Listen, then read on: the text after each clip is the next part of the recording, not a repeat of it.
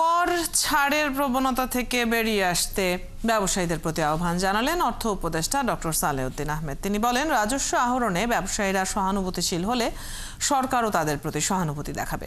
অন্যদিকে বাণিজ্য উপদেষ্টা শেখ বশিরউদ্দিন বলেছেন, রাষ্ট্রের উন্নয়নে সবারই কর দেওয়া উচিত, তবে এজন্য প্রয়োজন ন্যায্যতা প্রতিষ্ঠা।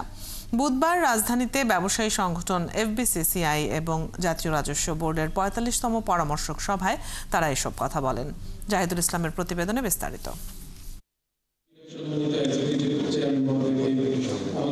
প্রতি বছরের মতো এবারও বাজেটের আগে ব্যবসায়ীদের সাথে এনবিআর এর পরামর্শক সভায় তোলা হয় বিভিন্ন দাবি। ব্যবসায়ীরা জানান, অর্থনৈতিক উন্নয়নের জন্য প্রয়োজন বিনিয়োগের সুষ্ঠু পরিবেশ। কুমিল্লা ইকোনমিক জোনে আমি $600 মিলিয়ন বিনিয়োগ করে রেখেছি। গত 2 বছর থেকে আমরা সেখানে গ্যাস এবং বিদ্যুৎ পাচ্ছি না। আমরা বিদেশিকে আকর্ষণ করছি, কিন্তু আমাদের দেশীয় যারা আছে আমরা ইনফ্রাস্ট্রাকচার পাচ্ছি না। এটার ব্যাপারে আমাদের মনে হয় সরকারের কি ব্যবস্থা নেবে, যে বিদ্যুৎ এবং জ্বালানি, আমাদের গ্যাস, এই দুটো আমাদের অত্যন্ত এসেনশিয়াল।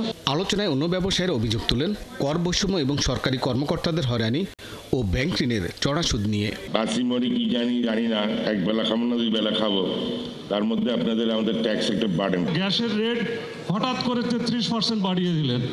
এই যে আমাদের ইউটিলিটি ছাড়া তো আমরা চলতে পারবো না। আমার মতো সব ব্যবসায়ীরাই খুব নাজুক পরিস্থিতিতে পড়েছে। যারা সৎ ব্যবসায়ী করি, আমরা তো চাই যে এই দেশের টাকা দেশে থাকুক। আমদানি শুল্ক এবং অন্যান্য সুযোগ সুবিধা প্রদান করা হয়, তবে সমগ্র বিশ্বের বাংলাদেশের জাহাজ চলাচল করবে।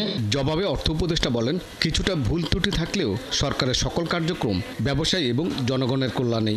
এক্সেমশনস এবং এই যে কি রেয়াতের যুগ চলে গেছে, কিন্তু একটু সহানুভূতিশীল যদি আপনারা হন, আমরা হব, সো যাতে উইন উইন সিচুয়েশন হয়। বাণিজ্য উপদেষ্টা বলেন, সবাইকে কর অবকাশ দিলে রাষ্ট্র চালানো কঠিন, এজন্য প্রয়োজন খাত ভিত্তিক কর ন্যায্যতা প্রতিষ্ঠা।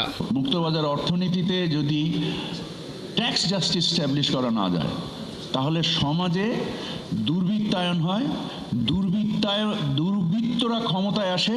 আপনারা যারা প্রতিনিধি নির্বাচন করবেন, আমরা যেন উত্তর একটা ন্যায় ভিত্তিক সমাজ তৈরি করতে পারি সকলের জন্য। কর নিয়ে হয়রানি কমাতে অটোমেশনে যাচ্ছে এনবিআর। ব্যবসায়ীদের সব দাবি পূরণ না হলেও আসছে বাজেটে স্বস্তির ইঙ্গিত থাকবে বলেও জানান এনবিআর চেয়ারম্যান। আমরা আপনাদেরকে সবসময় সাধুবাদ জানাই। জাহিদুল ইসলাম, ৭১, ঢাকা।